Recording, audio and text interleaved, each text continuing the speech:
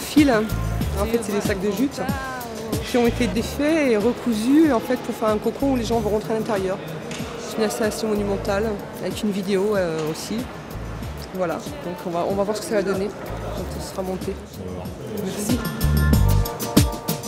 Cheira gozo e cheira gozo, e cheira gozo, e cheira gozo, e cheira muito, muito mais desejo.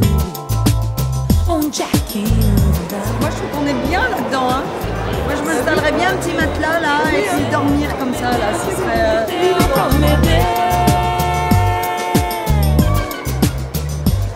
On peut rentrer à l'intérieur.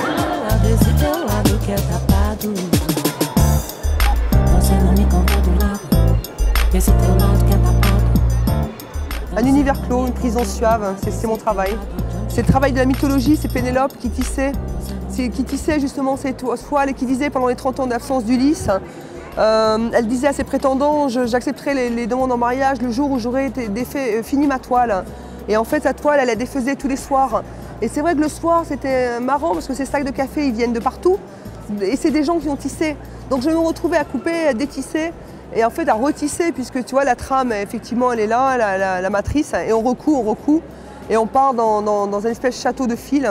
Et l'image que je m'étais fait chez moi, je l'ai à peu près respectée. Donc, Teu riso, tua distância, minha agonia, meu sono, meu medo. Tua língua na boca do povo, pra mim meu pesadelo é meu medo. J'ai invité du monde parce que j'aime bien travailler aussi en binôme avec d'autres gens. Et je trouve que c'est une synergie. Quand l'installation elle est faite, elle ne m'appartient plus. Elle appartient à ces gens-là qui vont la faire vivre, qui vont l'investir.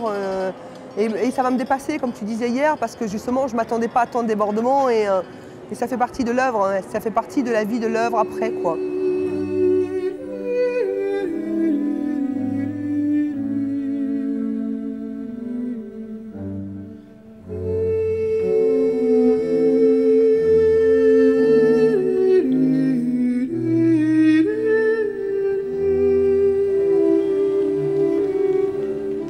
J'ai invité Agnès Rivet, de la compagnie Unidanse au Puget, à danser dedans parce qu'elle avait déjà dansé pour mes performances.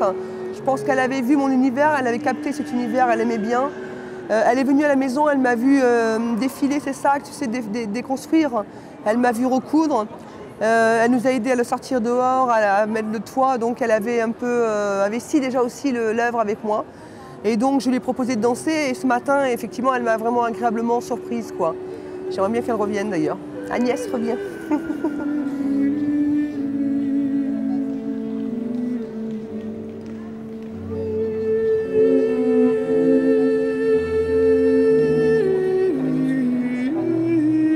William, c'est un ami, ça fait 4-5 ans que je le connais. Et il peignait déjà des tableaux, donc il nous les montrait. Et c'est vrai que dernièrement, il a commencé à se mettre à son compte, à faire ses paillettes. Et je trouvais ça rigolo, donc on est rentré l'autre jour dans une démarche de dire tiens, on va faire une performance, un happening. Et c'est vrai qu'au début, je me suis dit, oulala, où est-ce qu'on va, quoi? Et puis finalement, la chose, elle s'est faite. Mais c'était rigolo, ouais, parce qu'il a vraiment investi ça comme un tipi. Et c'est là que tu vois, dans la base, tu vois, cet espace intime qu'on a réussi à créer. Finalement, mon pari, il était réussi, quoi. C'est voir sans être vu, tu sais. Tu vois, mais et moi, j'adore ça, c'est ça, quoi.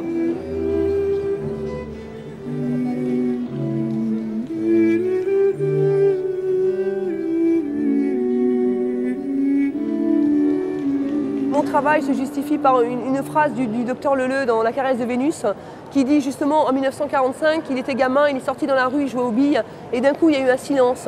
Il y a eu des femmes tondues qui sont passées. Et ce silence, il disait, il y a un moment où il est interdit de se taire.